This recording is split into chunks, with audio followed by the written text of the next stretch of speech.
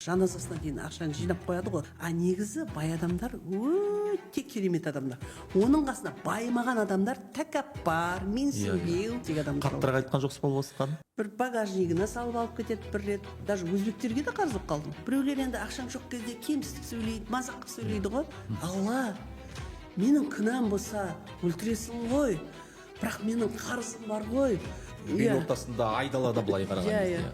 Ең көп қарыз алғандардың көбісі қазір долларлы миллиардерлер.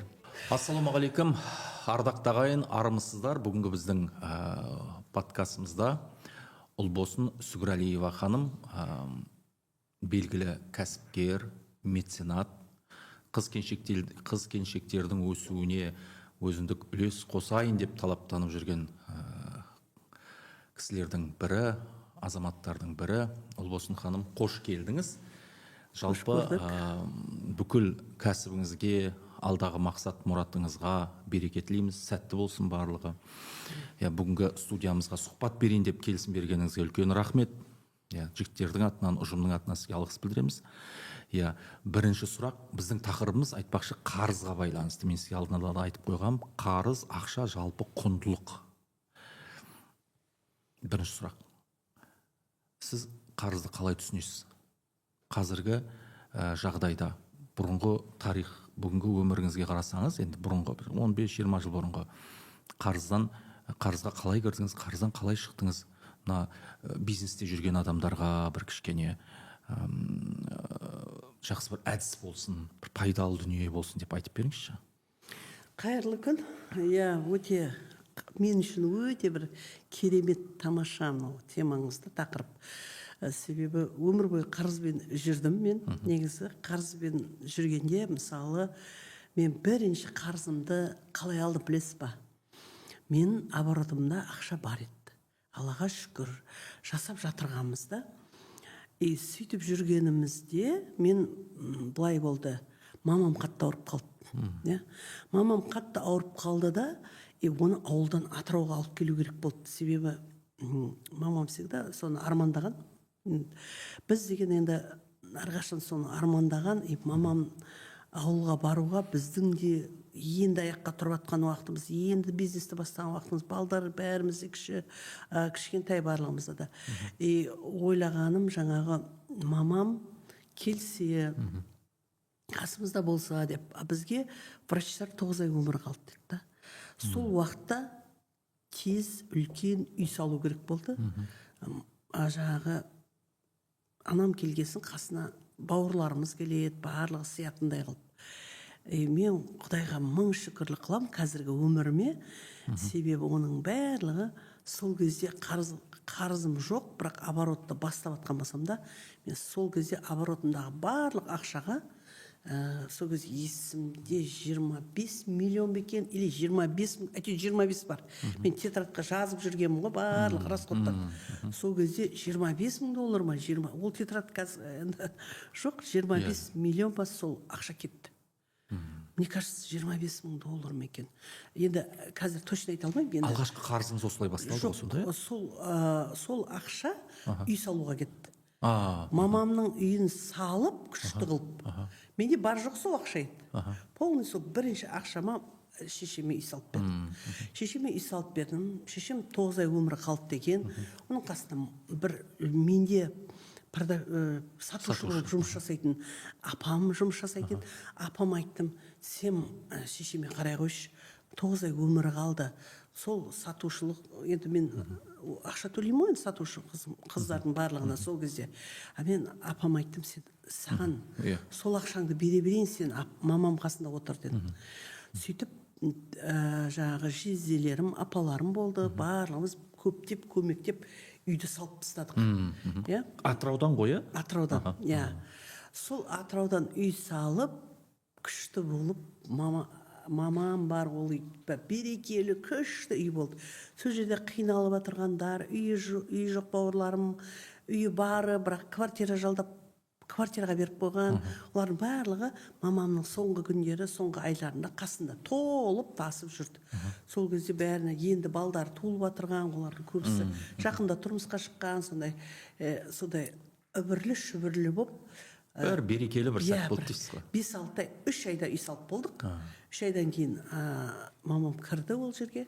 Сол жерде бір 3-4 ай өмір сүрді. Әдем болды. Мен өте қуанам сол өміріме.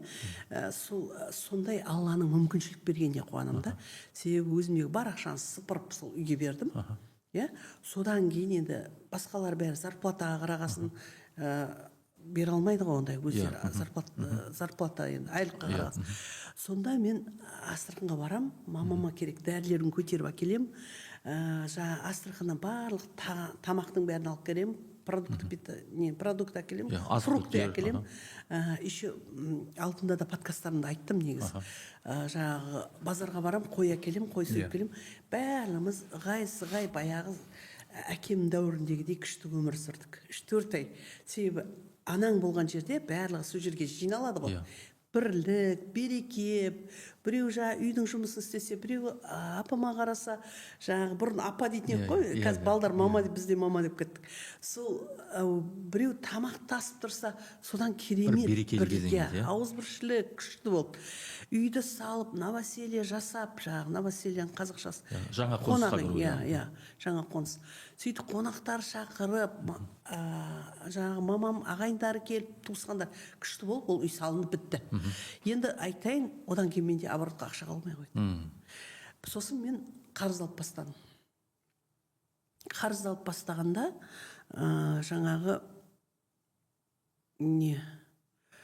қарыз алып бастағанда осы жерде айта кететін кредит алдым. Кредит алғанда біреудің үйін кредитке қойып, кепілдікке қойдыңыз ғой банкке. Біреудің үйін попросить етіп кепілдікке қойдық. Бірақ ол кепілдік алғаннан кейін жаңағы кісі асығып, мен ақшамды бер, 6 айдан кейін ол қайтадан жауып тастадық. Мен ол жабу үшін Ресейден товар алдым да, ақшасын бере алмай қалдым. Ана кісі күнде келіп ұрсып айқайласып атқасын, қарыздан құтылу керек дедім да. Менің үйімді ертең төлей алмай қаласың деп айқайлай бергесін. Мен бірінші осы сұрақты жауып қойын дедіңіз ғой. 6 айдан кейін жауып тастадым қарызын. Сосын оны қалай жаптым? Ресейден қарыз алып, товар алдым. Олар маған товар берді. Товар бергенде оларды сразу бере қойған жоқ, мен сізге шынымды айтайын. Берем деп айтады, бермей қалады. Сосын үйінде жалынып жатам Ресейде. Беріңізші, мен әкелем деп. Содан ол именно барлығы бір уақытта келіп қалды да. Мен тап сол кредитті жабатын уақытымда менің клиенттерім ақша бермей қалды. Товардың ақшасын бермей қалды. Анаған 4 миллион, анаған 5 миллион, анаған 3 миллион, анаған 12 миллион деген сияқты адамдарға товар беріп тастағанмын ғой. Олардың барлығы бір уақытта бермей қалды. 2006 декабрінде. Мен жаңағы кредитті да 2006 декабрінде жабам. 2006 декабрінде клиенттерімді ақша бермей қалады. Енді мен Ресейге сосын барам. Бірақ қандай жағдай болса да бірінші табысым анама үй салуға кеткен. Анам сол үйде ең болмаса 3-4 ай болса да әдем өмір сүрген. Осы берекелі күндеріңіздің сол кезде бата шығар берген деп ойлаймын да, анаңыз марқұм бата берді ғой. Еще маған мамам шақырып алып, құлағыма сыбырлап, батасын берді да. Мама, даусың шығарып айта берсеңізші десем, қой аналар ренжіп қалады деген да. Арманыңа жет, не ойлаған ойларыңа жет деп сол кезде ертесіне кетіп қалды ғой мамам. Сол сөздерден кейін сол сөзді айтты. Бірақ мөлдіреп, жәудіреп мен күтіп отыратын еді. Мен тамағымды көтеріп келем, анау Астраханьнан шауып келем, күнде мама отчет тапсырам. Бүгін үйттім, бүгін анаумен кездестім, бүгін былай істедім. Өзім квартирамды да сол кезде алғанмын. Соны ремонт жасап жатқанмын. Міне ремонтым бітіріп жатыр, бүйтіп жатыр, бүгін диван алып жатыр деп. Күнде сол не болып жатыр сол уақытта соны айтып келем. Мамам күтіп жататын еді сол.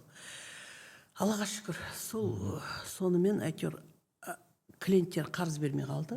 Бірақ мен бәрібір сол бірінші табысым мамама кеткеніне өкінбеймін да. Содан кейін клиенттер қарыз бермей қалды. Клиенттердің үйіне барам. Күнде сол жүріс. Күнде сол. Ол клиенттер Қызылорда, Байқоңырда болды. Байқоңыр қаласы. Байқоңыр қаласы. Сосын Жаңаөзенде болды, Ақтауда болды. И Атырауда болды. Ол Атыраудағылар енді әкеп бересіңдер ғой, ол көп үлкен сумма емес еді. Олар енді бір келгенде бір азғантай суммаға алып кетеді. Аналар газельмен, вагонмен алғандар. Енді оны ол кезде вагонның, багажный вагонға салатын едік қой, жаңағы газель табарымызды сол уақытта барлығы бермей қалды. Бірақ қарыз деген өте керемет зат екен. Иә? Біріншіден мен жаңағы не айтайын, клиенттер қарыз алған сайын, мен қазір түсініп жатырмын да, керемет екен. Ол кезде сол қарыз болғасын, атып тұрасың, бүгін қай қалаға барам, жүгіресің, сол қаланың спискісін жазасың, ана клиенттерге барасың, ол күнде әрқайсының үйіне кіріп шығып сұрайсың, магазиніне барасың, таба алмайсың, үйіне барасың. Сол үйінде неше айлап жатқан күндерінде болды. Қарызымды ала алмайды. Негізі қарыз деген өте ауыр. Оның мысалы алған қарызды бермеу ол өте ауыр жағдай. Мысалы біз туылғаннан ақша керек, өліп кетсек, өліп кеткен күнімізге дейін ақша керек та. Даже анау үлкен кісілер айтады ғой, жаназасына дейін ақшаны жинап қояды ғой. Адамдар ана жаққа кетіп бара жатқан кезде, шығарып салу кезінде де, иә, сол кезде де ақша керек қой бізге. Сол адам болғаннан кейін сол кезде ең қиыны сұрайды екен. Сұрайды ғой енді, мына кісінің қарызы бар ма деп та. Сол ең қиын затта сол қарызбен кеткен өте қиын. Мен содан қорқатын едім. Неге? Мен ауырып қалдым, сондай ауыр жүк, қарызға батып жатырмын, кредитім бар, жаңағы қарызым бар дегендей. Сол кезде белім ауырып қалғанда да мен бірінші очередь қарызды ойлағанмын. Мен өлемін деп, өлімнен қорықпайды екенмін. Сол кезде де қорықпаймын, Аллаға шүкір, қазір де қорықпаймын.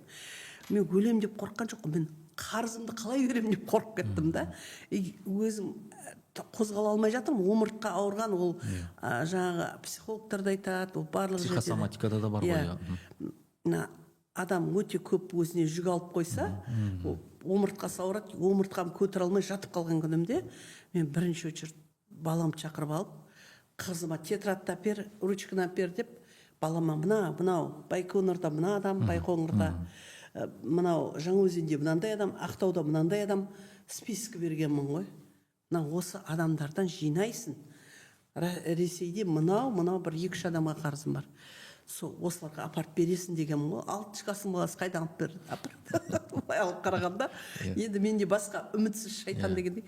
Үмітім енді сол балама келіп тұр ғой, сол жинайды, сол апарып. Маған бермеген адам балама бере ма? Миллиондаған ақша алады да, ол бала оны көтере ала ма?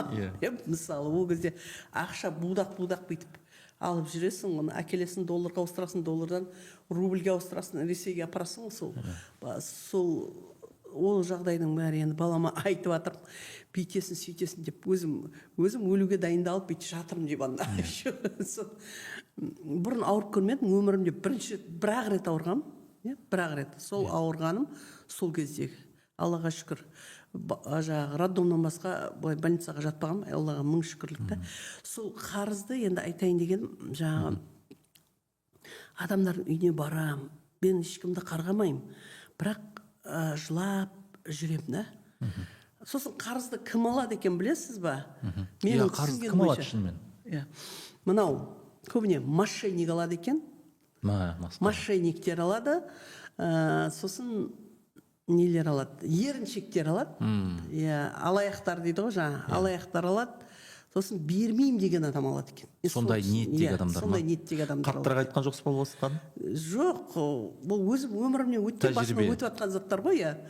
Ол көбісі сенен қарыз алғанда да ол товар керек болды емес, сол товарды арзандау сатып, мен көп адамдардың ізін таба алмай қалдым ғой. Себебі анау арзандау сатады екен да, сатып ақша қалады екен да, маған бермеудің амалымен істейді екен. Мен оны ол беріп жатқан кезде клиент деп ойлап бердік қой. Бір-екі рет келеді, наличка жұмыс жасайды, нақ ақшаға. Сосын сен оған сеніп бастайсың, сенен бір багажнигіне салып алып кетеді бір рет. Сосын несіне ол ұрлықпен бірдей ғой былай алғанда. Ол саған берем демес, ол сол арқылы адамдардың бір қателігі сол ғой енді. Адамнан алып, адам байым деген ол дұрыс емес та. Жоғарыда беруші тұрғанда дейсіз ғой. Жоғарыда беруші тұрғанда ол сенен келіп сенің ақшаңнан байып кетем или бір қажеттіліктерімді сатып аламын жаңағы өтеймін деген сөз дұрыс емес. Адамдардың көбісі соны қателеседі да, біреудің ақшасы біреуге ақша болмайды ғой ешқашан. Біреудің дүниесі біреуге құт болмайды ғой. Иә, құт болмайды, ол ананың маңдайына жазылған нәрсе ғой. Біз кімбіз оны алуға, жаңа тіпті оны ойлауға біздің құқығымыз жоқ. Ол біреудің шекарасы, былай қараса. Көп адам сөйтіп алды ғой бізден. Сосын даже біреулер енді саудасы үшін алды ғой, бере алмай қалды ғой, енді сол кезде қиналып. Берем деген ниет болған жоқ. Менде минус 100 миллионға кірген жылы 2006-да. Қанша? Минус 100 миллионға кірген. Минус, мен өзім ақшамды есептеп жатқан жоқ, менің ақшам жоқ болып кетті итақта. Ол Ресейдің ақшасы да. Серіктестердің. Иә, серіктестікке енді жаңа Россияға неғасын товарын алған ақшам ғой. Өзім ақшам да жоқ кетті, Ресейдің ақшасы. Сонда мен бірінші түсінгенім, адамдар оны менен басқа қыздар да сол жылдар кірді, Ресейге қарыз болды, бірақ олар Ресейге қарыз болды да, олар не үшін қарыз болды? Олар үй салды, машина алды, сөйтіп қарыз болды. А мен не үшін қарыз болдым? Мені адамдар алдап кетті. Маған адамдар бермей кетті. Сосын сөйтіп бұл адамдар бермей кеткенде үйлеріне бар жатасың, ешкімді қарғамайсың, бірақ қарғамасаң да үйінен налып шығып кетесің ғой. Соны мен үйіне неге бар жатам? Ақшамды бере ма, күнде мені көре берсе, ақша есіне түсе ма деп. Әйтеуір бір намыстан ұялып берер дейсіз ғой. Олардың күйеулері бар, олардың балдары бар, өсіп қалған ол қыздары бар, өздері бар екі бастан. Бірақ адамдар берем деген ой болмаса, оларға да Алла бермейді. Иә, солай ғой. Олар маған да бермейді. Себебі оларда ниет жоқ. Қазір ол адамдар жақсы болып кеткені бар, арғы дүниеге кетіп қалғаны бар, әлі жақсы бола алмай жүргендер көп. Көп адам ғой енді ол адамдар. Бірақ ешқайсыда ниет жоқ беру. 15 жыл, 20 жыл өтіп кетсе де әлі берем деген ойында. Бірақ маған Алла былай екен ғой, сені 1000 жерден адамдар алдай берсін. Сізді болсын, бізді болсын да, 1000 жерден адамдар ала берсін. Алла бірақ сол адамдардың орнына бір ақылшы бір жібереді екен да, сөйтіп сен не қылады екенсің. Көрінбейтін қол ғой. Бір жақтан бір есіктен алып келіп, Алла тағала бәрібір мүмкіндік береді. Ол адам саған ақша да бермейді. Ол өзінің бір затын береді, маған қарызға береді, ол кісі да. Сөйтіп сол адамның жаңа берген, мысалы, маған бір кісі келді, мына жер қарызы бар еді, жерді алсаңызшы деді да. Мен айтамын, ол жерді не істеймін? Маған ақша керек. Сіз мына жүрісіңіз болмайды. Ақылшы біреуді жібереді екен да.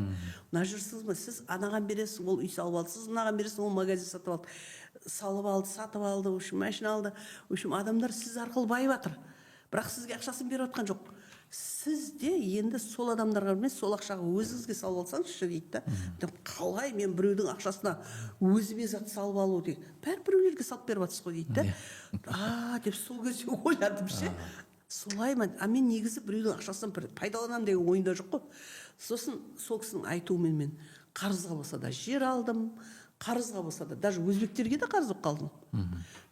Ана құрылысшылар ғой, құрылысшылар, кешіресіз, өзбектер. Енді сол кезде құрылысшылар ғой енді.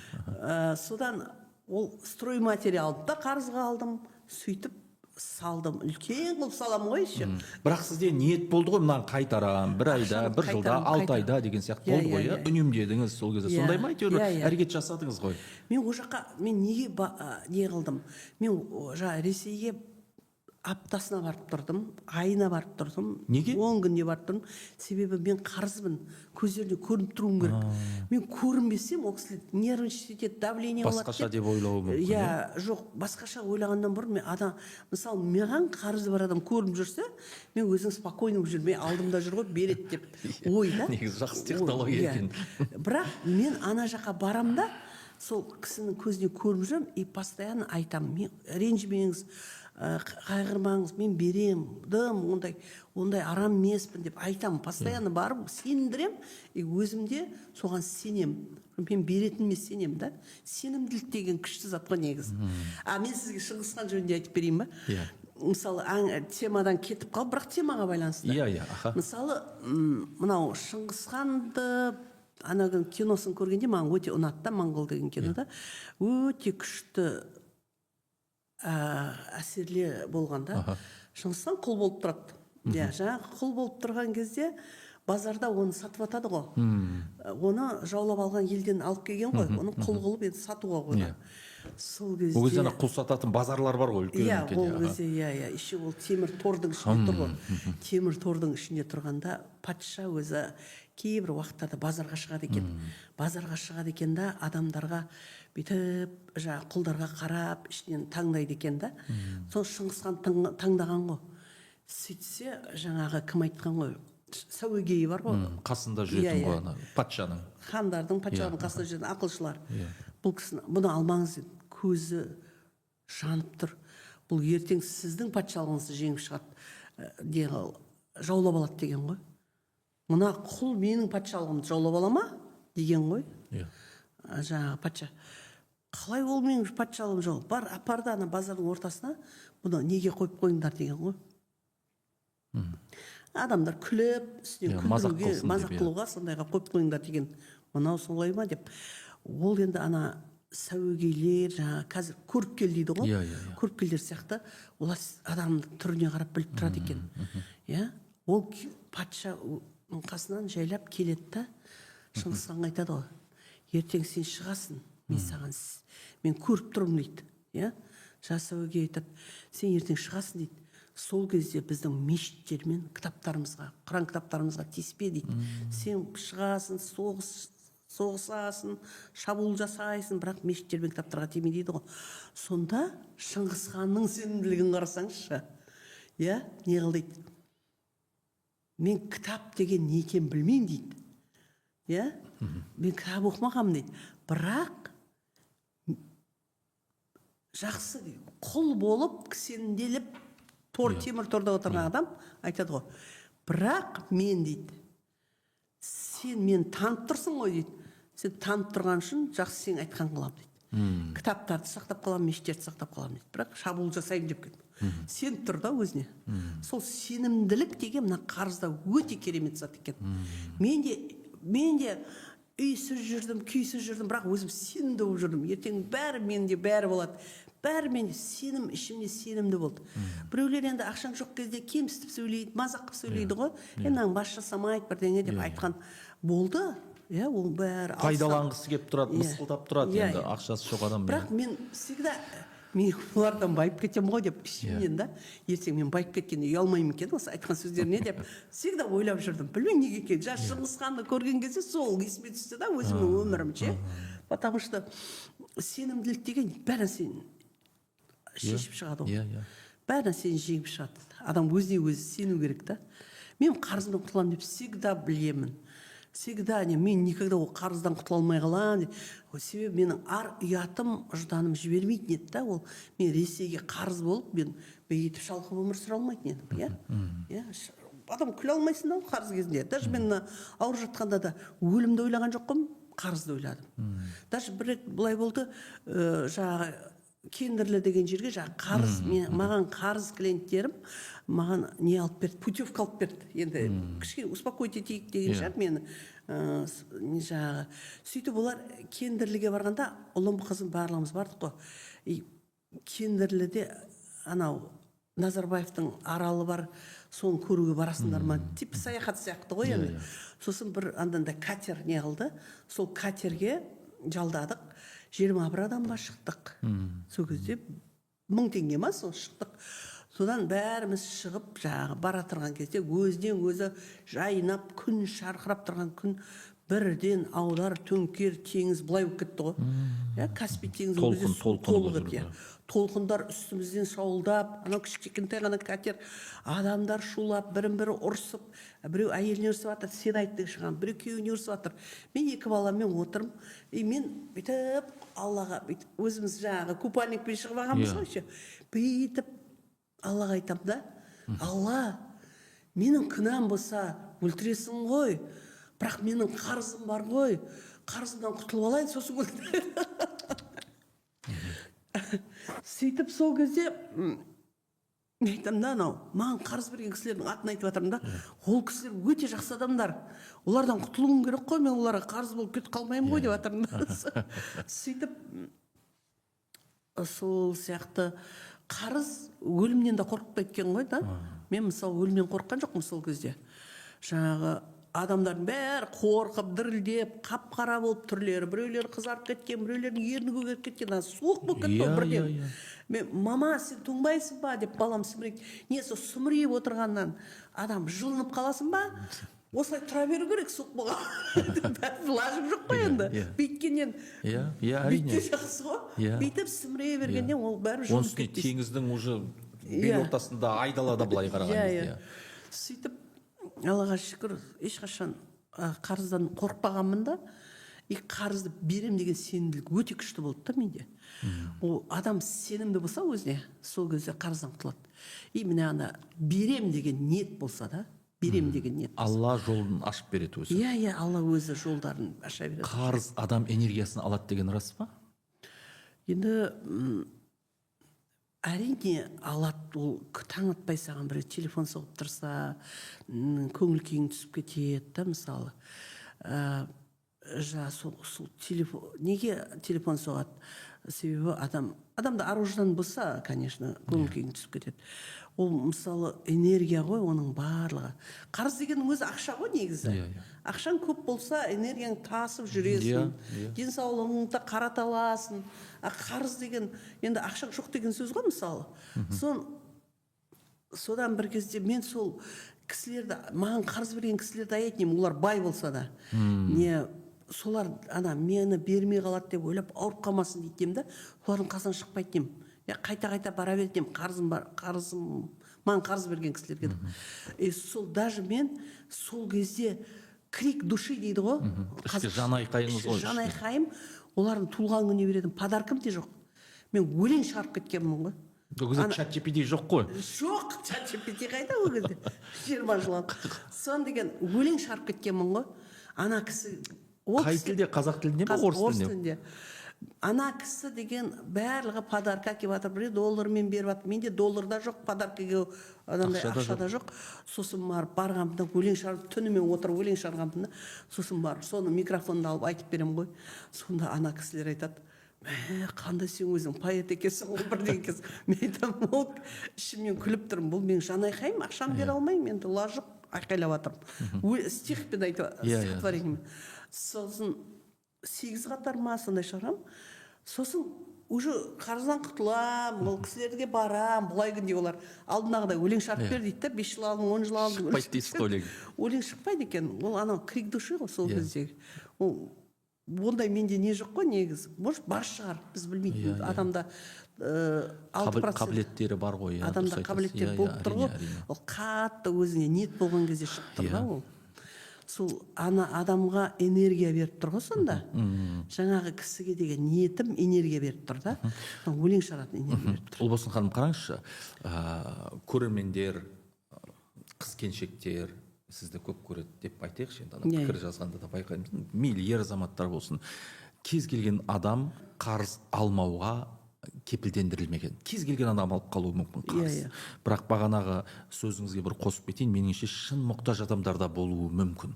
Ауырып жатқан науқас кісілер, бір шын мәнінде мәселе, проблемаға тап болған кісілерде қарыз алуы мүмкін. Бірақ ол аз шығар. Мысалы деймін да, бір мүмкін 5-10% болуы мүмкін да енді шын жағдай. Бірақ енді меніңше ойлаймын, ондай кісілерге жомарт адамдар қарыз деп бермеу керек. Қайырымдылық ретінде, мына бір жаратқанның, Алланың разылығы үшін деген сияқты қылып беру керек, және оны ұмыта салу керек. Ол енді бір адамның бұл дүниедегі бір жақсылығы ғой. Ал бірақ дұрыс айтасыз, қарыз деген дүниенің қандай шығудың жолдары бар, бір 3 шығудың жолы бар деген сияқты айтып бере аласыз ба мына біздің көрермендерге, қыз-келіншектерге? Мысалы, бірінші мынау, екінші мынау деген 2 жол болса да, мысалы деймін да, өзіңіздің практикаңыздан айта аласыз ба? Мысалы, шығудың жолы біреу деген сияқты, мысалы. Енді бірінші очередь ниетің дұрыс болу керек. Ниет дұрыс болу керек. Ниет таза болу керек. Себебі адам қарыз алғанда да сосын берем, қалай да берем деген оймен алу керек. Екіншісі, өмір көрсетіп тұр ғой соның барлығы. Сенімділік болу керек та, өзіне сенімділік. Кәдімгі қамал алатындай сенімділік болу керек. Конечно, қамал алатындай кәдімгідей өте бір қатты сенім болу керек. Менікіндей жағдай енді бәр адамда да болған шығар, одан да қиын жағдай болған шығар. Ең бірінші очередь сол сенімді болу керек. Таза ниет, сенімділік, Тағы не айтуға болады қазір? Әрекет шығар.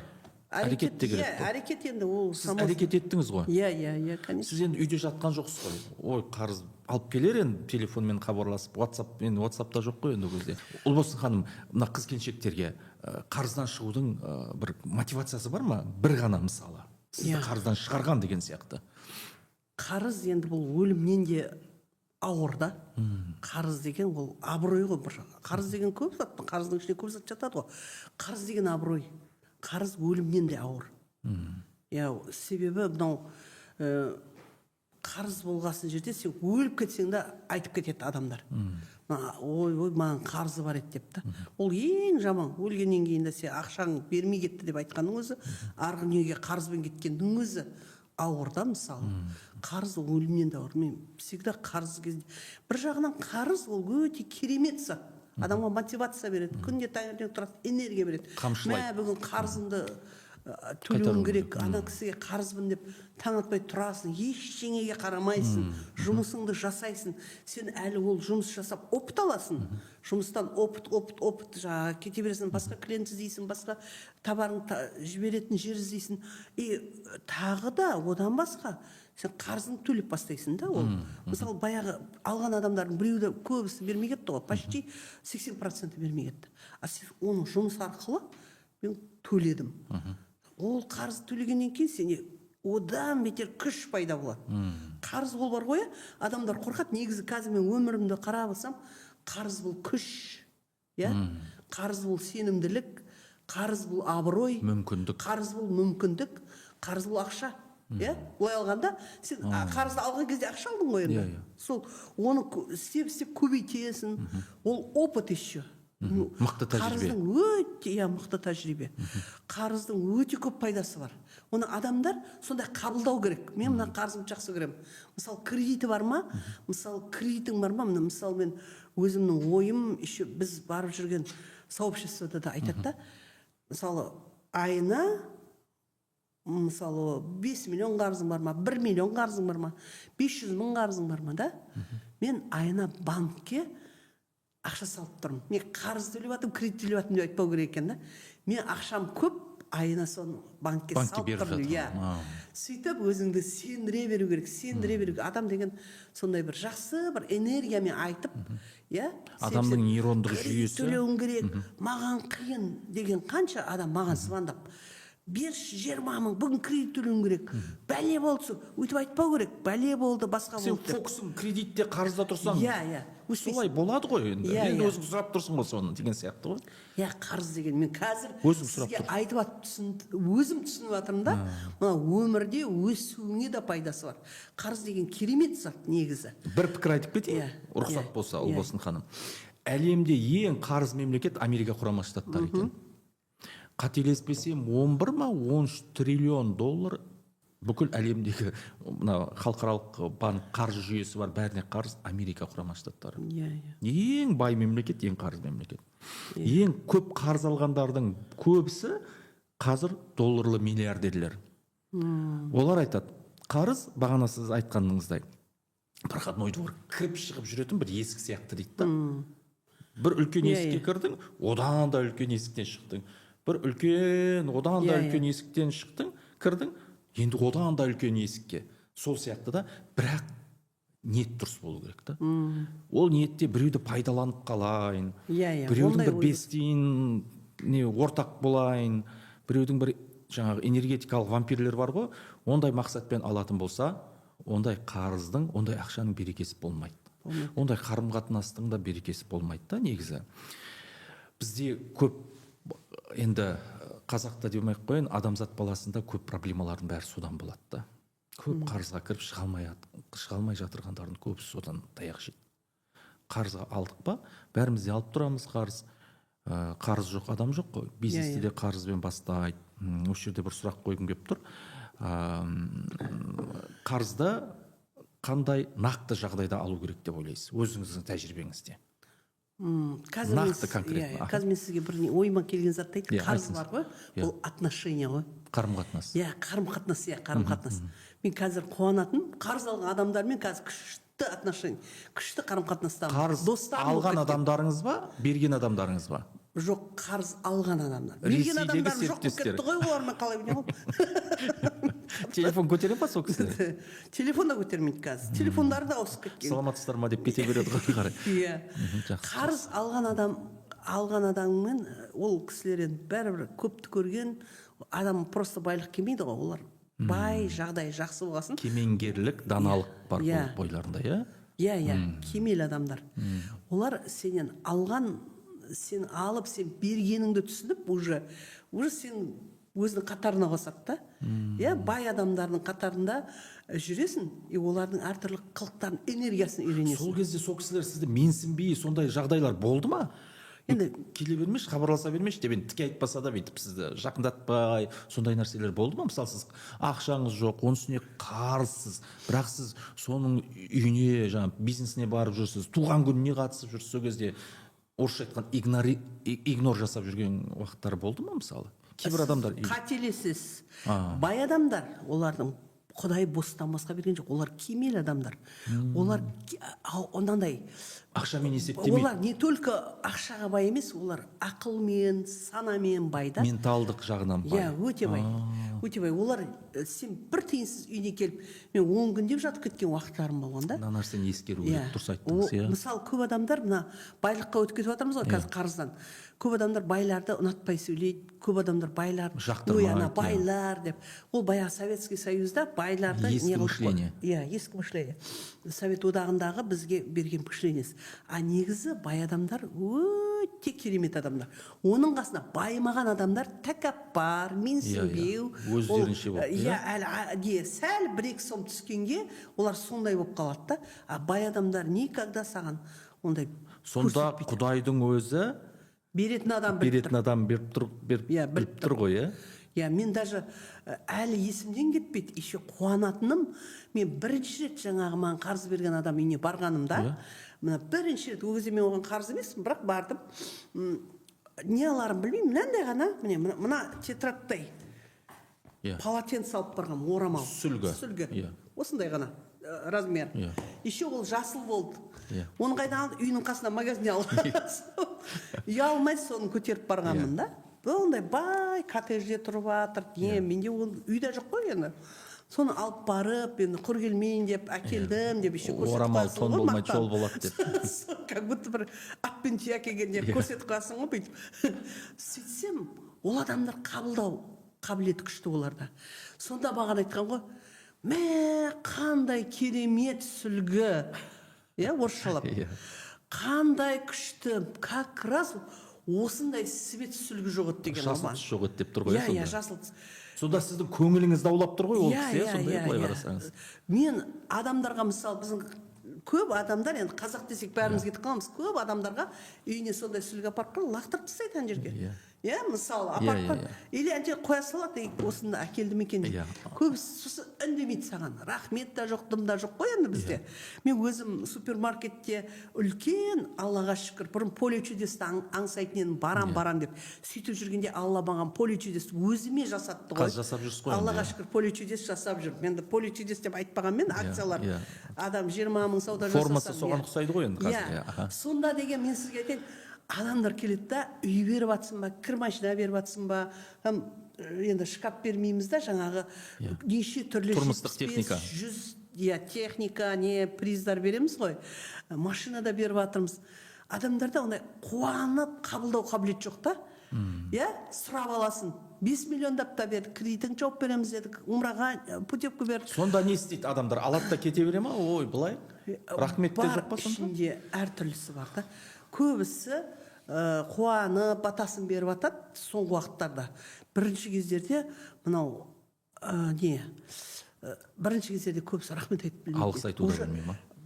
Біз көп адамға айтатын едік, айналайын, үйінде кір машина жоқ қой, енді кір машина алып атсың, қуансайшы, адамдар қарап тұр. Маған 5 мың, 10 мың адамдар жиналады, бір адамға беріп атсың ба, олар қарап тұрады, ана адамның эмоциясына қарап, барлық адам ана жерде қуанады. Сол қуанып халыққа бірдеңе айтсайшы деп. Ыстық, жылы лебіз. Сөйтіп айтсың, не айтам? Ту деп қиналады да, рахмет те, қуанып жатырмын, кір машинаң жоқ па еді? Жоқ. рахмет айт деп сөйтіп айтып жатамыз да. Көп адамдар сол жаңағы 5 миллионды бергенде де санап карманына салып кетіп қайтарып шақырып алып рахмет айтыңызшы дегеніміз бар да. Сол қараңызшы ұлбосын ханым, менің түсінгенім, қорытып жіберейік осы сөзде, Ресейдегі серіктесіңіз 25-30 жыл бұрын қалай қарым-қатынаста болды, сізбен қазір де сол қарым-қатынаста өзгерген жоқ. Дүние мүлкі байлығы көбейді, бірақ өзгерген жоқ. Солай ғой. Сіздің қарым-қатынасыңыз да өзгерген жоқ, ол кісінікі де өзгерген жоқ. Даналық мынадай. Адам қанша бай болсаң да, немене теріге иленген, майға иленген терідей бол деген сөз ғой. Алмас Алматов деген жырау ағамыздың айтатын. Бақ біткен сайын жұмсақ бол дейді да. Бақ бітеді ғой адамға. Сен барынша жұмсақ бол дейді. Алмас ағамыз айтады да, жаңа майға иленген терідей дейді. Терін енді майға иленгенде қандай жұмсақ болады? Түріктер кожа ғой тері деп отқан, малдың терісін иленгенде жұмсақ болады, үлбіреп кетеді. Сондай сияқты бол деп тұр ғой. Бұның барлығы негізі дұрыс айтасыз, Алла тағала да беретін адамға береді. Алла тағала да сынақпен береді. Кейбір адамға байлық сынақпен келеді. Кейбір адамға жоқшылықта сынақпен келеді. Мысалы, әркім әртүрлі ғой. Көп адам байлықты көтере алмайды, ол анық нәрсе. Оңай емес байлықты көтеру. Оның жауапкершілігі де бар. Оны ертең сұрауы да бар ана жаққа барғанда. Негізі пайғамбар айтады да, оған Алланың игілігі мен сәлемі болсын. Бастық болуға, басшы болуға асықпаңдар дейді. Өйткені қияметте оның сұрауы қатты ауыр болады дейді. Неге? Өйткені оның жауапкершілігі бар. Оның әр қарай отбасы, қызметкерлерінің отбасы, оның әр қарайғы жаңағы бүкіл тұрмысының бәріне жауап беретін болады дейді да. Байлықта сондай ұлбосын ханым. Байлықтың да жауапкершілігі бар. Алдыңыз ол нәрсені әр жерге шаша беретін болсақ, байлықтың да иесі, киесі бар дейді. Алла тағала ғой бәрінің киесі, иесі. Сондықтан өте дұрыс нәрсе айттыңыз. Ана кісілер сондай жұмсақ болып тұр ғой, сонда жұмсақ мәміледе, жұмсақ қарым-қатынаста. Бұл қарым-қатынасты меніңше басқа да бизнесте жүрген, бизнеске барғысы келетін адамдардың құлағына алтын сырға дей ма, жаңа не дейді қазақта? Осы нәрсені қаперге алу керек деп ойлаймын. Кейбір адамдар бар, көз алдыңда өзгереді. Білесің, ол уже обороттары уже миллиард, бірнеше триллиондарға кетіп жатқан сезесің. Енді пендеміз ғой, сеземіз. Ана адамдар көз алдымызда бүйтіп өсе бастайды, кекіреді. Бұрынғыдай емес, ассалаумағалейкум, уағалейкум болды. Даже уағалейкум ассалам деп амандаспайды. Сондай қарым-қатынасты бұзғысы келетін. Оларға ештеңе демейміз. Біз ешкімді түзеуге міндетті емеспіз, сондай бізде құқық жоқ. Өйткені ол да Алланың құлдары. Енді былай Құдайдың құлымыз ғой, бәріміз пендесіміз ғой. Біз тек айтуымыз керек та, дұрыс емес нәрсені айтуымыз керек. Сізге рахмет. Осындай дұрыс емес нәрсені дұрыс емес, дұрысты, бұрысты бұрыс, дұрысты дұрыс деп айтып отырсыз. Біз әрі қарай жалғастырайық. Мен сөзіңізді бөлейін тұрайын. Мына бағана айттым ғой, қарызды мошенниктер алады, еріншектер алады, не алады деп. Бірақ өзім де қарыз алған болып тұрмын ғой. Сіз енді бағана айттық қой, аз мөлшерде кейбір исключение дей ма, жаңа бір адамдар болады. Енді жоқ, қарызды алып бермей кеткендер деп айтпақшы едім да. Қарызды алып бермей кеткендер ол мошенник, аферист, алаяқ дей ма, еріншек, сондай адамдарды бермей кеткен. Негізі былай қарап отырсақ, ұлбосын ханым, қарыз деген пространство, әлем. Оны егер бір бейнелейтін болсақ, ол да бір жаңағы бір энергетикалық зат сияқты нәрсе. Мебель ма, телефон ба, сондай бір зат нәрсе былай қараса. Оны да өзгертуге болады деген сөз да. Мысалы, бір қарыздың орнын жабу үшін басқа қарыз алады көп адамдар. Бір қарыздан құтылу үшін басқа қарыз алады. Оның ішінде өсіп кетіп жатқандар бар, өшіп жатқандар да бар. Өмір ғой енді. Бірақ соған қарамастан, ұлбосын ханым, адамның ниеті дұрыс болса, жаңа тағы да шариғатта айтамыз, оны хадисте. Ол хадисте дейміз, оны бүкіл әлем психологтары да айтып жүр да, бірақ бәрі осы шариғаттан алып жатыр ғой, негізі. Источник дейді ғой, қайнар көзі ол исламда. Біз қайда барсақ та исламда. Ол жаңағы Қытайдың даосы бар, Конфуций бәрінде де айтады. Кісінің қақысына кірмеңдер дейді, қатты айтады. Және амалдар ниетке байланысты дейді. Қарызда да сондай амал болу керек та, менің өзімше. Біреуден алып тұрсыз ба, қайтарам деген ниет болса, ол миллиардтаған есіктері бар, соны шығатын. Бір есік жабылды. Міне есік деген көп, мынау деген кеңістік қой, мынау. Есікте көп, тесікте көп, шығатын жер көп та. Біз не істейміз? Біз ол адам бізге қарыз екен, оған алла тағала осындай байлықты біз сияқты адамдардың қарызын өтеу үшін беріп жатыр деген сияқты бір дұрыс емес түсінік болады да. Ол адам өзінің ризығы ғой, ол ризық қой. Сондықтан исламда да айтады, қарыз деген нәрсеге өте мұқият болыңдар, оның үкімі ауыр дейді. Иә, конечно. Жаңа дұрыс айттыңыз, адам ана жаққа кетіп жатқанда қарыз бар ма еді осы адамның, қарыз болсаңдар кешіріңдер, кәні бар ма дегенде қазақта мен бір жерде шыққан көрген жоқпын, қарызы бар осы адам деп. Қазақ кеңпейіл халық қой, бірақ дегенмен де Бәрібір ішінде тұрады. иә, бәрібір ішінде тұрады. Дегенмен де қарыздан құтылуға тырысу керек деп ойлаймын. Алла сақтасын, иә, Алла бір қарызды игі мақсатта алуға жазсын. Иә, игі мақсатта, дұрыс нәрсе жаңағы. Кәсібіңізді көтеру, жаңағы, иә, сондай мақсатта алуды нәсіп етсін дейміз енді.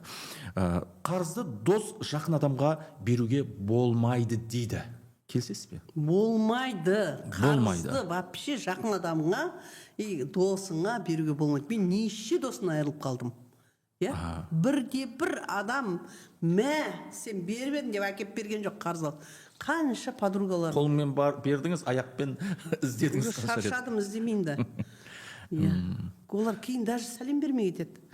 Қарызыңызға рахмет, алғыс айтатын адамдар бар ма? Жылына бір рет, 10 жылда бір рет, ой айналайын, бір 100 мың алып едім осыдан бір 10 жыл бұрын, 5 жыл бұрын, содан мен бір өзгеріп кеттім, содан бір сіздің ақшаңызды беруге берейін десем қимаймын, осы ақша арқылы нем кетіп қалатын сияқты деген сияқты. Мүмкін сізден ақша алып өсіп кеткен адамдар бар шығар.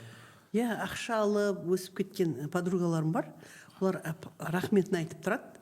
Енді ол көп ақша емес та, ол бір 100 мың, 150 мыңның айналасында ақшаларды алады да, өте мұқтаж болып. Сосын қайтып бергісі келмейді. Себебі содан кейін оларға береке, ырыс, барлығы кіреді да, олар анан қайтарып берсе, как будто сол қайтып кетіп қалатын сияқты. Сіздің қолыңыз құтты болып тұр ғой сондай. Иә, әрине, құтты болады ғой. Жақсы болып кеткендер бар, иә? Иә, жақсы болып кеткен. Өте жақсы. Әліге дейін рахмет айтады, жаңа алғыстарын айтып, жақсы тілектерін айтып отырады да. Қарызын алып қайтармаған адамдарды кешіресіз бе? Ол сатқындық сияқты ғой. Енді Алла кешірсін барлығында. Біз Алланың қасында кімбіз? Біз әрине біз Алланың қасында біз шаң тозаңмен бірдейміз.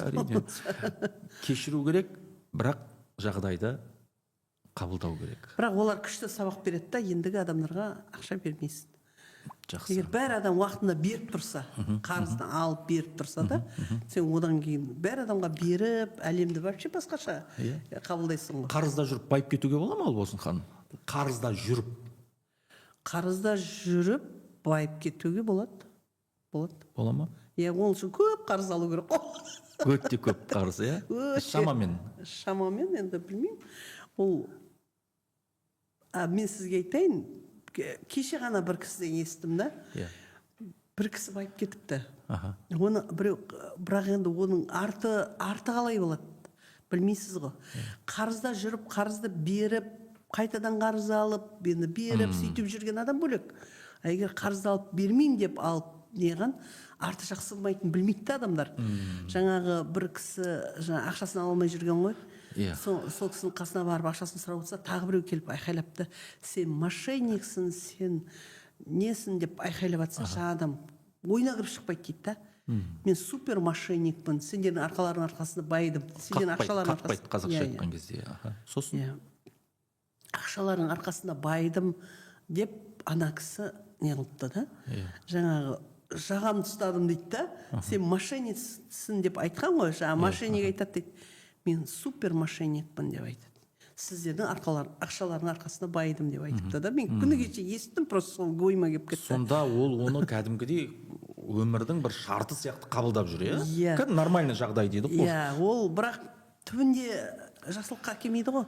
Көп адамдар артынан бәрібір баласына, өзіне дегендей, оны адамдар түсінбейді да, сол кезде тапқан бір-екі сомына адамды жылатып, біреудің еңбегі ол деген. Біреудің наласы жібермейді. Біздің әрқайсымыздың жүрегімізде Алланың бір кішкентай бөлігі тұр ғой. Ол бөлікті, мысалы, ол Құдайдың бөлігі болса, сен ол Құдайды ренжітпеуің керек. Қазақта жақсы сөз бар ғой. Әркімдің ішінде өзінің бір құдайы бар дейді. Иә, әркімнің ішінде. Рас қой. Иә. Құдай оны алла өмірден де тағала көрдік қой. рух адамға солай рухтарды салып қойған ғой. Иә. Мысалы біз жалпы біреудің шекарасына мүмкіндігінше кірмеуге тырысу керек Ұлбосын ханым. Мен кей әріптестеріме де Сіздің айтамын. айтқаныңыз сол уақытша байиды да жаңағы сіздің сұрауыңыз. Иә. Бір промежуточный уақыт дейді ғой, бір байиды, оның арты не болмайды. арты Бір қиын алла болып кетуі мүмкін, иә, алла сақтасын. Бірақ қарызда жүріп байып кетуге болады, иә деп жауап бердіңіз, иә? Уақытша. Жақсы.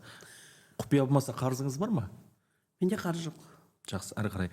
Кредит пен қарыздың айырмашылығы неде деп ойлайсыз?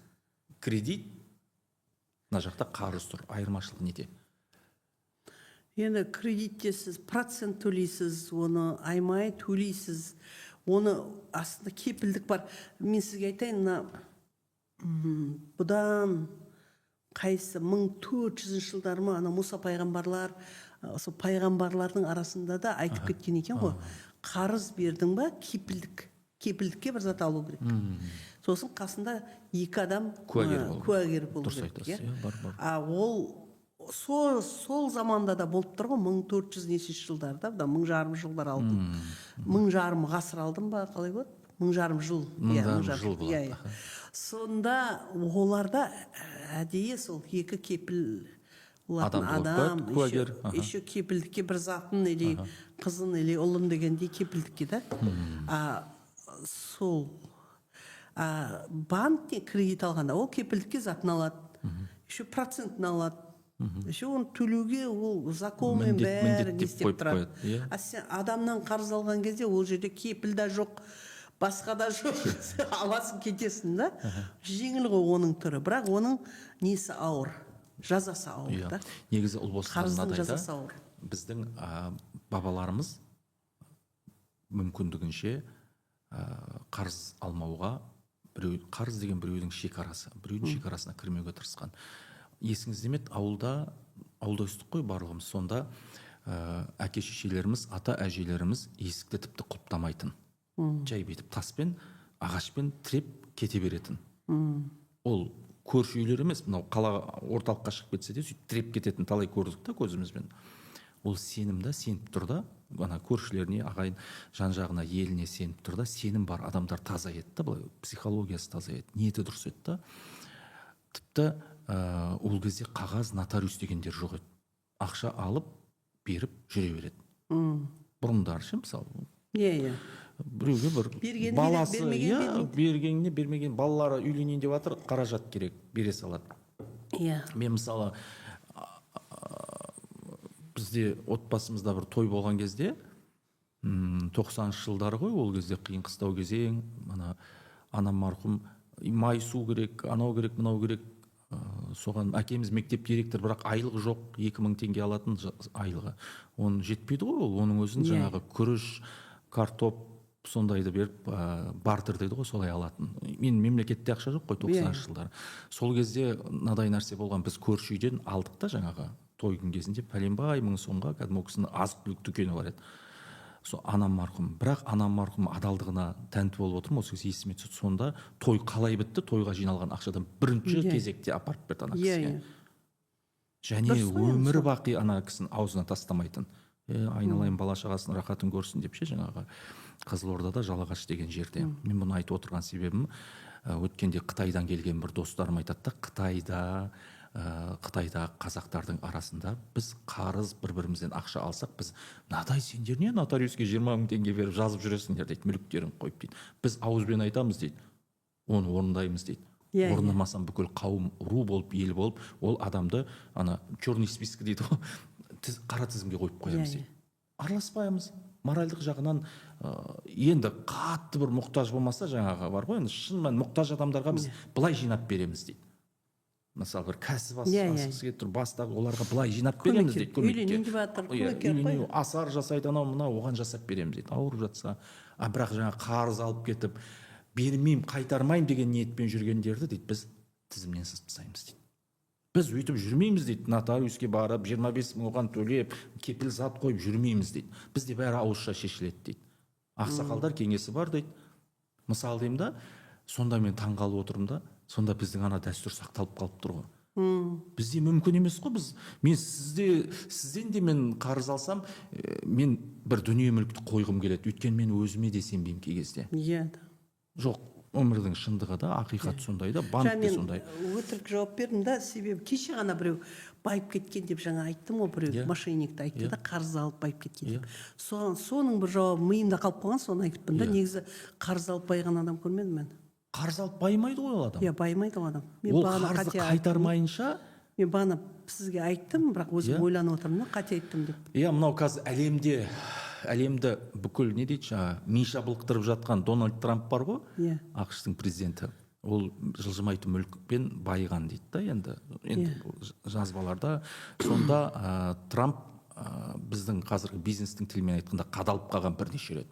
Жылжымайтын мүлікке ақша салады, енді бизнес ол әрқашан бірде алдын береді, бірде артын береді. Барғанда тірелген, қадалып қалған пәленбай миллиардқа кірген, бір ресторанда отырады, мазасы қашып кеткен, қарыз деген бес батпан, енді миллиардтаған қарыздар ғой, енді сөйтіп отырады да, сенім дегеннен шығады, әңгімелес отырып бір серіктесті көріп қалады ғой, енді кофе ішіп отырып. Сен неғып отырсың? Танысады, мен кәсіпкермін, міне бизнесім қалды. Анан Дональд Трампты бүйтіп қарап отыр дейді да, психолог қой, енді ол бизнесмендер психолог қой, түріне қарап, мына стержені бар ма мына діңгегі деп. Екеуі аз-маз бірдеңелер ұрттаған, сөйтіп бір-бірін жан дүниесіне кірген, дос болып алған ғой былай қарағанда. Бір кездесуден ана Трамптың сенімділігіне, ерік жігеріне риза болғанда сол жерден контракт жасап жіберген дейді. Пәленбай миллиардқа, содан кейін екінші рет көтерілген дейді да. Өзі айтады ана нелерінде, мотивационный сөздерінде де айтады да. Сол айтайын деп отырғаным, сенім деген нәрсе бірінші кезекте екен. Сенім жоғалса, ол доспен де қарым-қатынас болмайды. Иә. Мысалы, мемлекеттің де басшылығында отырған харизмасы бар адамдарға сенім, халықтың сенімі. Біз неге мысалы Абылай хандарды қазірге дейін айтамыз? Біз неге Кенесары, Қасымұлын айтамыз? Неге біз Шыңғысханды айтамыз? Шыңғысхан жоқ жерде неге біз Сұлтан Бейбарысты айтамыз? Анау барып Мысырға барып Мысырды билеген біздің Атыраудың Беріштен шыққан, Қыпшақ даласынан шыққан бабамыз ғой. Мысалы деймін да, неге? Сенім ғой. Сұлтан Бейбарыс та сенім ғой, сенді ғой ол. Сондықтан адамда сенім болған жерде айтады ғой, Құдай адамды сенімнен айырмасын дейді. Иә, сенімнен айырмасын. Сенімнен айырса, болды, ол жердің барлығы орысша айтқанда фальш болады, яғни жасандылық. Жасандылық пен екіжүзділік негізі бір ғой, былай мағынасы. Екіжүзділікке кетіп қалады да, біз сыртқы жан дүниеміз, сыртқы жағдайды айтамыз, болмысымызбен айтамыз, түсіндіреміз, бірақ ішкі жан дүниеміз пустота, жай қус кеуде дейді ғой қазақта, сондай болып қаламыз да. Сондықтан мен сіздің сөзіңізден ұққаным, ең бірінші адамға сенім керек екен Ұлбосын ханым. Қарыздан шығу үшін сенім. Алдамаймын мына адам деген сенім керек, қарыздан шығамын деген сенім керек. Солай ғой, иә? Дұрыс. Жақсы. Ниет. Сол сенім, ниет. Қарызыңыз жоқ екен. Қарыз бен кредиттің айырмашылығын айттыңыз. Қарыз болып бизнес бастаған дұрыс па, әлде тып-тыныш қана тірлігін жасап жұмыс істеп жүрген дұрыс па? Қалай ойлайсыз? Мысалы, мына жерде қанша адам көріп отыр, қарызы бар. Бизнеспен сіз өткенде бір сөзіңізді айтып едіңіз, бір Алматыдан бір такси жүргізушісі 10 миллион қарызға кіріп кетті деп. Есіңізде ме еді? Иә. Сондай жағдайларда адам қарызға кіріп шығып бастаған дұрыс па, әлде тұрақты ғана жұмыс істеп жүрген дұрыс па? Негізі қарыз аласың ба, қарыз алмайсың ба, бір жұмыста тастамай істей берсең, соған сенсең, сол түбінде сол жақсылық қалып келеді ғой. Қарызға алып істейсіз ба оны? Қарызға алмай мынандай ақшамен бастайсыз ба? Сол жұмысты, мысалы, мынандай ақшамен бастағанда, ар жағында сенбей, бір ниеті дұрыс болмай, жаңағы тоқтатып қалуы мүмкін да. Біреу қарызға бастап, мысалы, мен қарызға бастадым ғой. Қарызға бастап, Жаңаөзеннен бастағанда мен қарызға бастадым. Соны тоқтатпай, системно дейді, күнде бір жұмысты жүйелі істеп, до конца ол еңбегің, тәжірибең, таңертең тұрған ниетің, дұғаң, барлық қабыл бола береді ғой. Адал еңбегіңе да, сол адал еңбегіңе бәрібір Алла береді. Қарызға батып атсаң да, шығуға болады, тек ниетің түзу болу керек та, адал болу керек. Ниетті түзу үшін не істеу керек? Ойың дұрыс болу керек қой. Ойың дұрыс болу керек. Ой кетіп қала берсе ше, оңға солға. Жоқ, егер дұрыс тәрбиеленсе, адам ой кетпейді. мысалы оңға солға болғанда қалай? компас сияқты ғой, мысалы компас деген бар ғой, бүйтіп стрелкасы бүйтіп тұрады. Мысалы мен ойым бастан сол біреудің ала жібін аттама деп тәрбием сондай болды. Мен ойым тек ойым сол қарыз төлеу болды. Қыз келіншектер мына бізде жазып тұрады да, жаңа сообществода. Сонда мен көп сұрақтар, 99.9% сұрақтардың, олар айтады, мен ойымды бақылай алмаймын дейді. Ойым деген сан саққа кетіп қалады дейді. Тұрмайды дейді бір орында, стрелка сияқты былай. Мүмкін кеңес бар шығар оларға айтатын. Білмеймін, мен өзімнің ойым бұлай кетіп қалғанын көргем жоқ. Бар ойым қарыздан құтылу, балдарды өсіру. Алдыңа мақсат қойсаң, ол ой кетпейді ғой. Мақсат қою керек. Мақсат қою ғой. Мақсат қою, сол мақсаттың арқасында үлкен армандарға жету ғой. Яғни мен ұққаным, тып-тынышта жүруге болады, қарыз алмай. Енді не дейді, аяз би әліңді біл дейді ғой. Біз қыз келіншектер барлықтарыңа қарыз ал, бизнес бастаңдар деген кеңес бере алмаймыз. Ол мүмкін емес. Бәрі бизнесмен болуы мүмкін емес. Ол құлап сүрініп, одан тұңғиыққа батып кетіп, ертең осындай Ұлбосын ханымның кеңесін алып едік, содан кейін бизнес бастап кеттік деген ойдан аулақ болыңыздар. Ондай ой, ол иллюзия дейді, ол өтірік нәрсе. Өйткені сіздің жауапкершілігіңізді кез келген адам көтере алмауы мүмкін. Дұрыс қой. Әркім феномен ғой, әркім өзі ерекше тұлға. Әркім әртүрлі. Әртүрлі. Сондықтан осы жағына көрермендер өте қатты мән беріңіздер. Және басқа да бизнес тренерлер бар, бизнес коучтар бар, олардың психологтар бар сөздеріне тәжірибе түрінде қарау керек. Ақыл кеңес түрінде қараңыздар.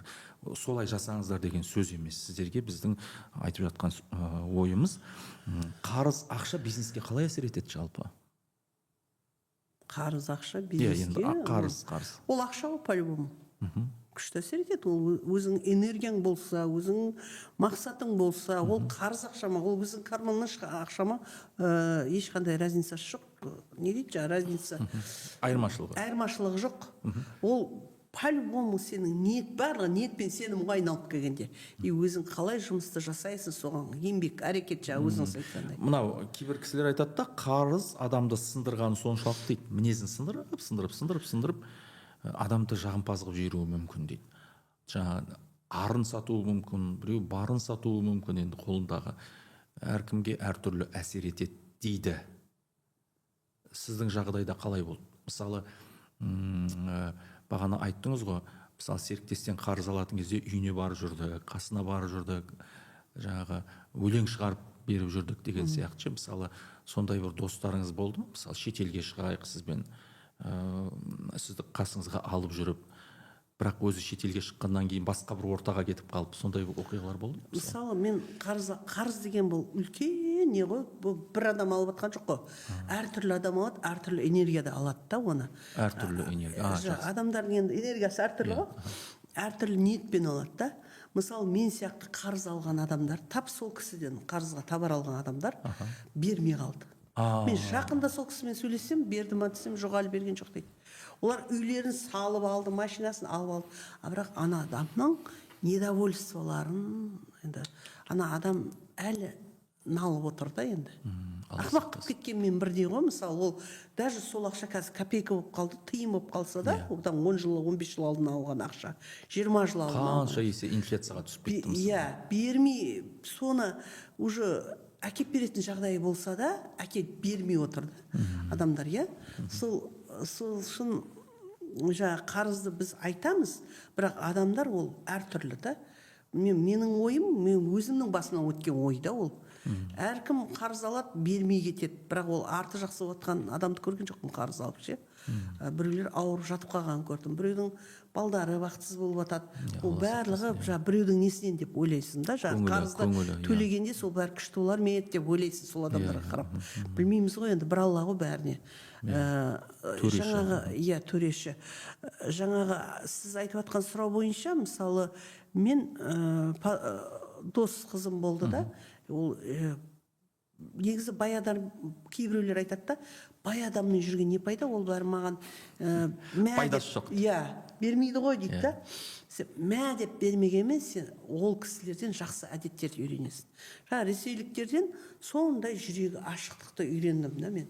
Любой адамды бүйтіп күтіп, мысалы мен қазір біреумен сөйлессем айтады, мен мысалы сообществоға барамын ғой, енді бизнес бастап жатқандар бар, или айлыққа жүріп жатқандар бар, олар айтады да, мә сіз қандай күшті простойсыз дейді да. Мен пендемін, всего лишь дейді ғой. Мен пендемін, менде сіз қатары, барлық адамды қатары адаммын, Алланың құлымын былай алғанда. Мә сіз бізбен сөйлеспей қала ма деп уайымдап отыр ек, сіз даже бізді құшақтадыңыз дейді да.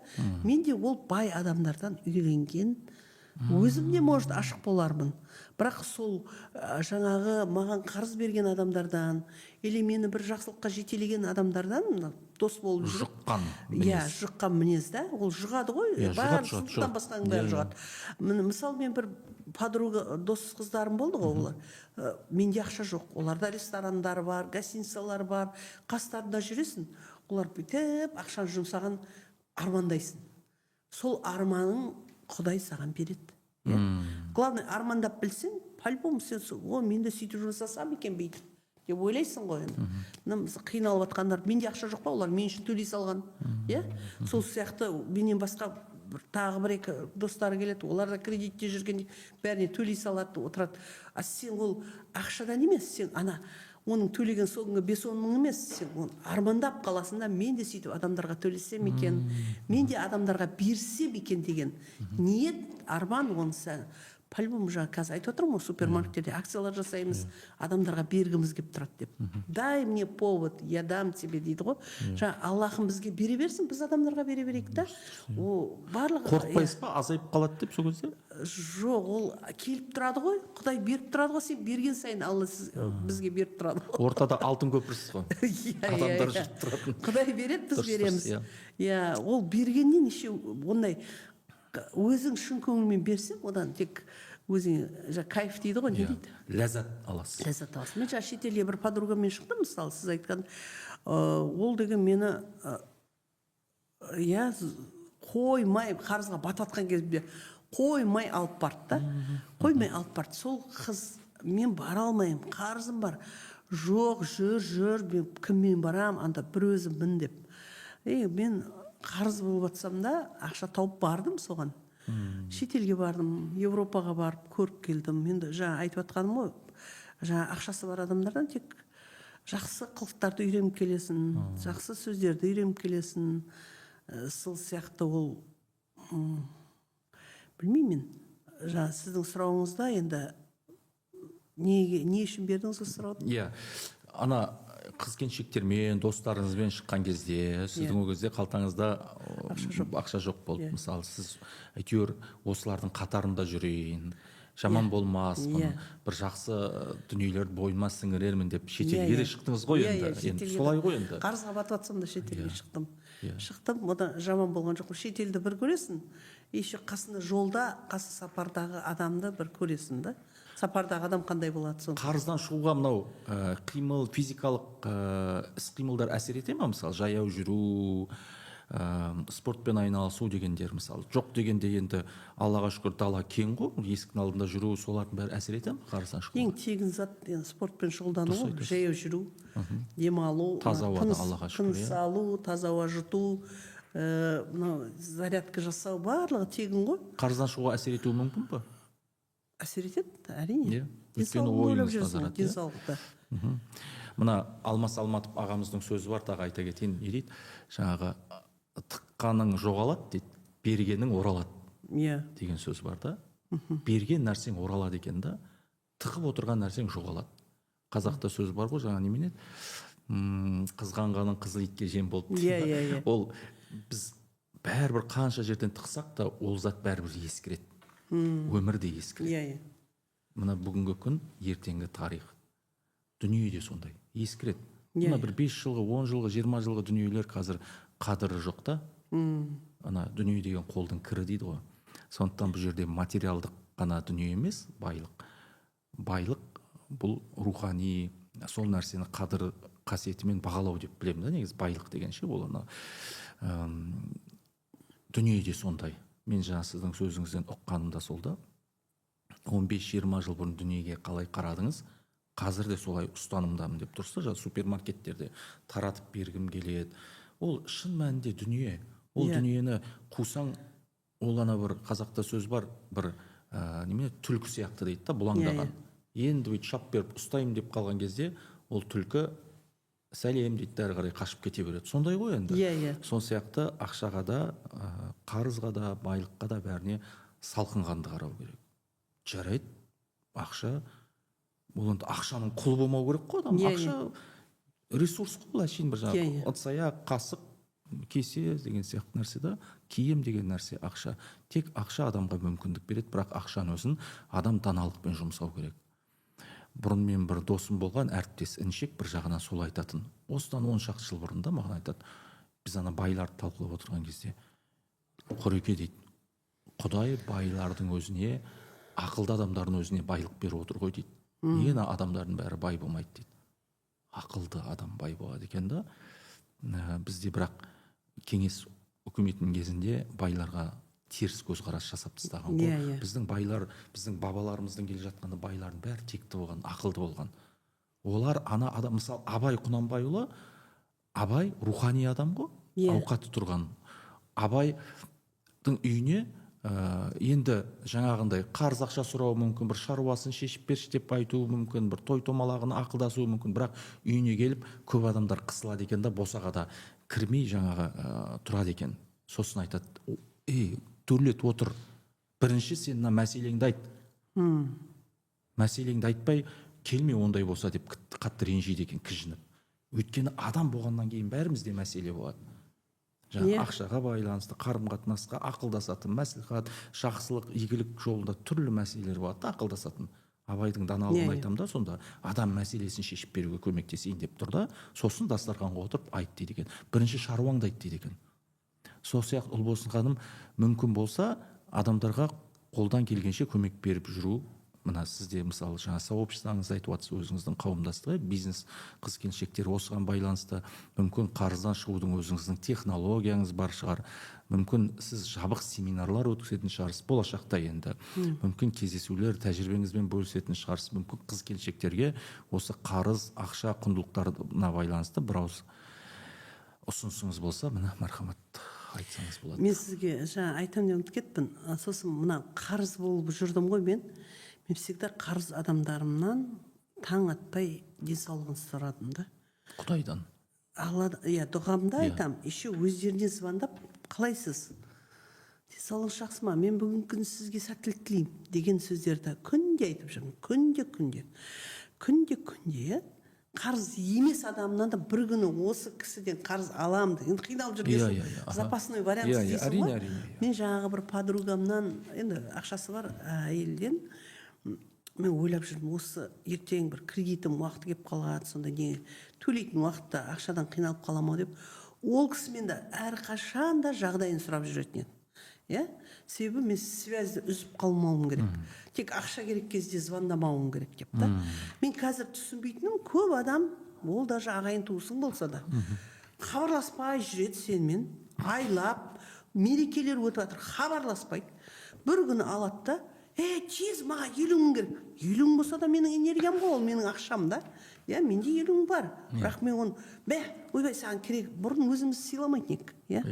Бұрын өзіміз сыйламайтын ек, өзіміз жақсы, өзіміз қарызда жүрсек та, біреу қиналып жатырмын, тез маған кредитім жабуға 50 мың берсе, жақсы менікінен әйтеуір аздау ғой бұның кредиті, бере салайыншы деп береді. Қазір ойлап қарасаң, адамдар сені іздемейді да, қарыз сұраудың өзінің бір әрбір адамның техникасы, қарыз сұрау, еще оны төлеу да, мысалы.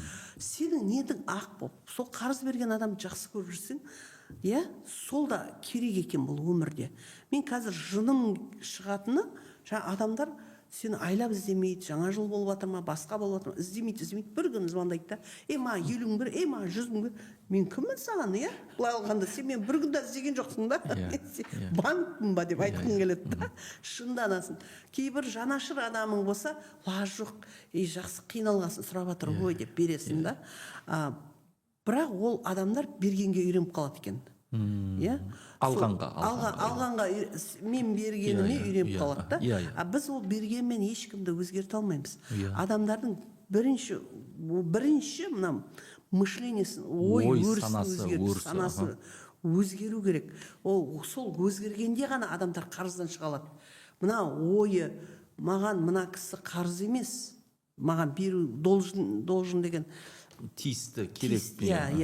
Ондай тиісті емес деп та. Ол адам бірінші өзін жақсы көріп, жақсы ойлап, жақсы ниеттесе, сосын біреуден алам деп ойламау керек. Өзім табам деп ойлау керек та. Ой өрісі да, өзім табам, оқып, дамып, или жұмыс жасап, өзім табам деп ойлау керек та. Ол білмеймін, біреуден алам, ана кредитім сөйтіп жабам, анадан 50 мың алам, анадан 20 мың алам, анадан 30 мың алам, сол 100 мың кредитім қырық жамау. Ой болмау керек деймін да адамдарда. Тек адамдар өзін жақсы көріп, өзін ой өрісін өсірген